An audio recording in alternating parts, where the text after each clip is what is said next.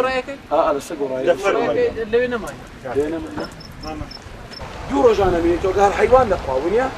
اگر روش كده انا او صحاتي حيوان دي بخوي استفاده شي دي والله او كامينته او لايلون او زبله دبيا شوشه قودي هرسه كده نوع علاقه تشبني او علاقه بزيد يلي ندري قلنا عندي كرتوري تشمان لبشي جينجا باريزي سرداري كومرق لا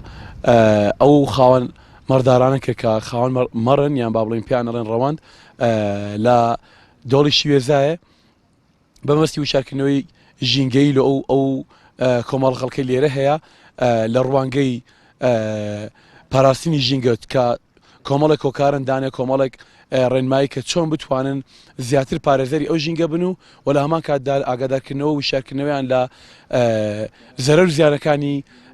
پیسبوونی ژینگە و جێهێشتنی ئەو پاشماوە خۆراکیانەی کە لێرانە زۆر جار وهەیە بەکاردێن لە هەمان کاتیشدا سوتاندن و لە ناوبردننی کۆمەڵە گژوجیا و هەڵگرتنەوەی هەندێک لەو هێلانەکە و باڵندانە کە لە کاتی باهراندا کە لە کاتی گەیشتنیاندا دێنە ئەو ناوچاوانە هەڵیانەگرنەوە و بەکاری دێنن بە هەر مەرامێکدا ئاگادارکردنەوەیان لە زەرەری ئەوانە زایدن لەوەی کەوە کۆمەڵێک سوودی هەبوونی ئەو گژوجیا و جوێنی بەردەوام بوون و نەسۆتاندنی و بوونی ئەو ڕێژە زۆری گژوجیایی لەو ناوچەدایە کە لە بواری پزیشکیدا بەکارێت و لە هەمان کاتیشدا مەترسیەکانی جێهێشتنی ئەو پاشماوانەی خۆشیان کە لە کاتی پاییزدا دەگەڕێنەوە ناوچەکانی خۆیان ئەو کەلوپەلانێک کە بەکاریان دێنن وەکو تەشت و دەبە و کۆمەڵێک ئاسن و ئەوانەی کە وەکو جەمەلۆن ئەوانە بەکاردێنین لایلۆنەکە بۆ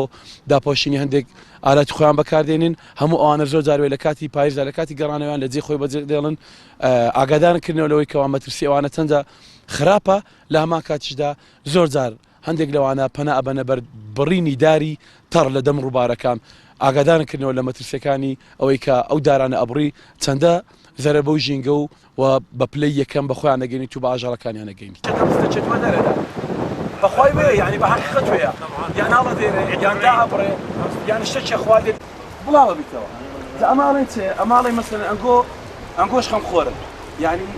زەرمەندی یەکەم کە ئەبی مەسەلەن ئەما زانی کە حیوان ونیان بزن و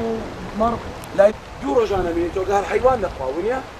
ئەگەر ڕۆژ کردوانە ئەو سعاتی حیوان بێ بخوای استفادەشی لێ ئەخوات و